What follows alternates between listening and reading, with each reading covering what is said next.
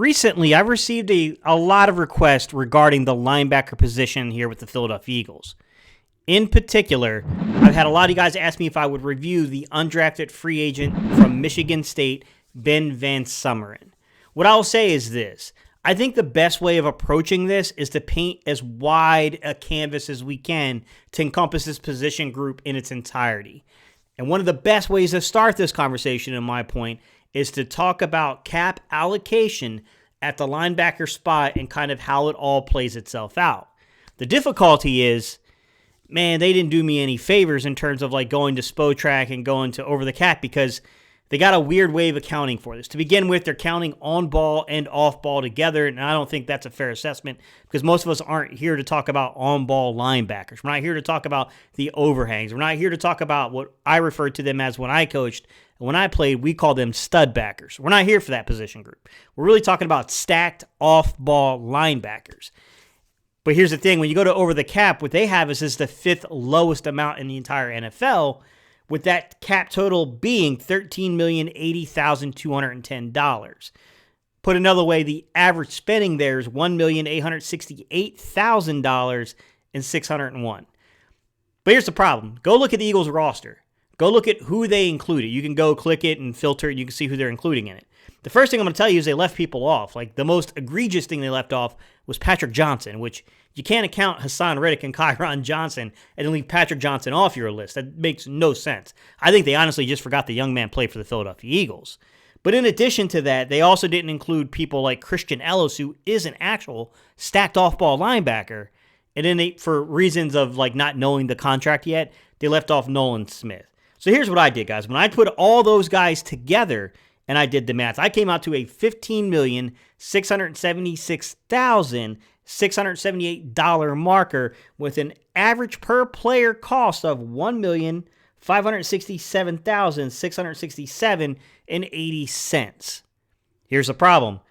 Go ahead and filter and you tell me how many players on that list are making that average. 1. Hassan Reddick. So Hassan Reddick is skewing the whole thing.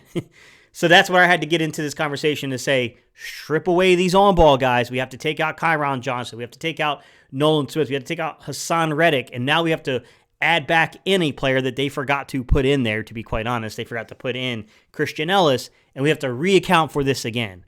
So when I run the figures again, what is the Philadelphia Eagles total? It's $5,820,728 with about $970K average per player. Now we're talking. All right, guys, with that as the basis, let's go ahead, let's strip away everything, and let's talk about Ben Vansumeren, and in particular, let's talk about the linebackers. Let's get it. What's up, Cerebral football fans? My name is Steven Hyder. This is Gate City Sports Channel. All right, guys, so now that we've stripped away everything and we know kind of the accounting for it, I think there's two ways of talking about this position, which is to say, number one is like, we can talk about, do the Eagles value it? Like, how much emphasis do they put into this position group? Is this just really a waste of time? Because the Eagles don't value the spot, so why even talk about it? Like, just hope for the best every 3 to 4 years in their cycle for who they draft and who they sign as undrafted free agents. I'm going to say that I don't think that's true. I think it's the way that things have played out currently. But in my opinion, I do think that the Eagles, if they found the right player at the right value, would extend a second contract and would pay somebody like, I don't think they would be opposed to a $6 to $7 million deal like we saw others get, like Kaiser White, like TJ Edwards, if it's the right player for them, what they feel like fits what they want to do completely. I think that if you look at those type of guys, they had them valued as like, we would love to have them back. We just don't have them at that market. So I'm going to say that there's complexity to that. However, man, you remember when Howie Roseman got up there and he said, when other teams are zigging, we want to zag. When other teams are zagging, we want to zig. Yeah, man. I mean, he's been doing this for a while at the linebacker spot, guys. And it goes beyond just money ball. I know we opened this up by talking about a lot of money ball. But the truth be told is, go look at the Philadelphia Eagles, look at arm reach at the linebacker spot, and you tell me which linebacker on this roster meets the league average in terms of arm reach at off-ball linebacker, which is about 32.25 inches. You tell me which player on the Eagles has that kind of arm reach. None. The lengthiest player we have out there at linebacker is Davion Taylor at 32.13 inches in the arm reach. Now, I will say the line of demarcation for most NFL organizations, and this is not, every team. The Eagles are one of those outliers. Most of them are about 32 inches. That's like kind of like, okay, we want our guys, if we're going to draft them, especially if we're going to spend like top 100 picks on these players in particular, we kind of want that arm reach to be about 32 inches or greater, for the NFL average being about 32 and a quarter, and Eagles not having a single player above 32 and a quarter, but they do have a couple players at 32 inches, that line of demarcation, which is, Nicholas Morrow at 32 inches exactly, and then you have 32.13 inches in Davion Taylor, which brings us to Ben Vansumeren. First thing I'm going to tell you is that this is a very athletically gifted, off-ball, stacked linebacker who's shorter in the extremities. He doesn't, he's like 6'2", pretty close to 235 to 240-ish, depending on where you go to go look at it. So it just depends, probably depends upon when the weigh-ins are occurring that he's taking. So he's not small. I'd say he's anywhere between 230 to 240 pounds. Just depends on when he's being weighed. But he's shorter in the limbs, 31 inches in terms of the arm reach. And exactly how he weighed in terms of his pro day was 6'2", 231 pounds, with 31-inch arm reach, 9.25-inch hand size, and the 76.5-inch wingspan. Now, the question you're probably asking is Gate, why do they have interest in these type of shorter arm players? And that's very scheme-specific for the Eagles.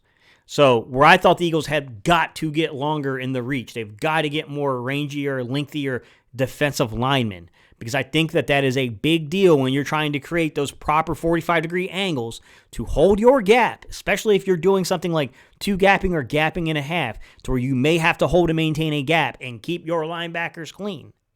I think it's important to have length in the interior, which the Eagles kind of attacked this offseason. However, the way the system works out, guys, and this is opinion, I don't think they give a hoot and a crap about your arm length in terms of the way that you play the position at linebacker.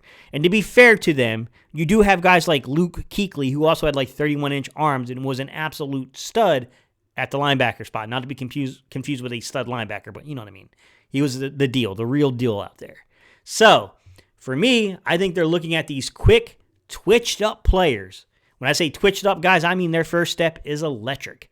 And I think if you go and you take a look at a guy like Ben Vansumeren, that's what you're seeing when you break down the athletic testing, right?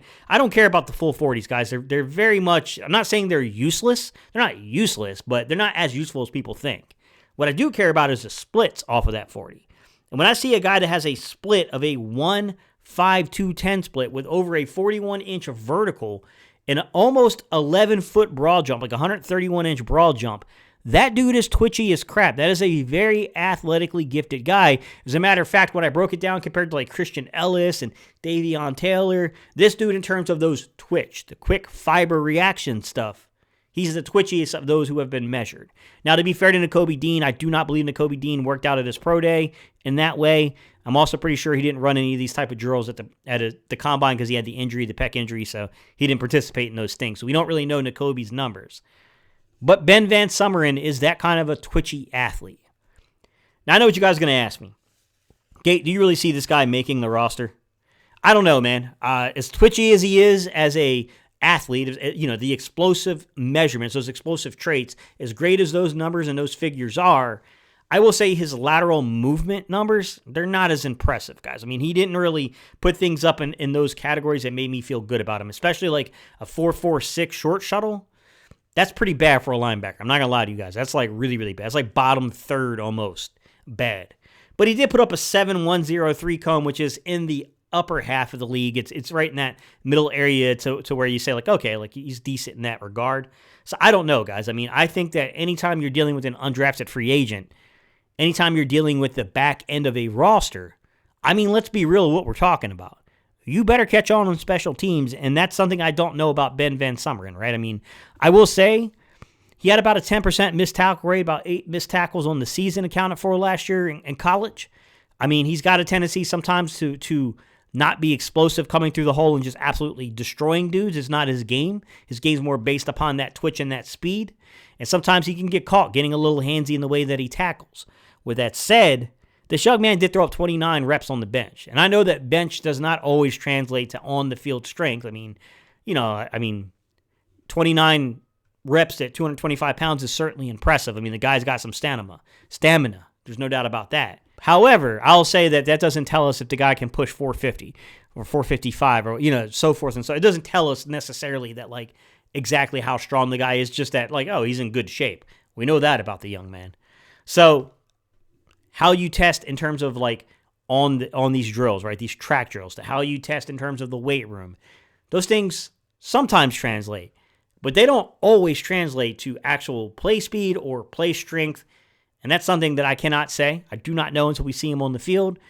And in addition to that, he's going to have to catch on as a special teamer. Christian L is caught on by being really good at special teams, being explosive there. That's where we're going to be at with this young man. I cannot say exactly how you elevate, how you pick, how you move guys. I will say that they have a major, major depth issue at linebacker. If anyone goes down for any period of time, you have a lot of, hey, these guys could be good, but there's a lot of uncertainty there. We got to admit that. All right, y'all. I'll see you guys on the next video.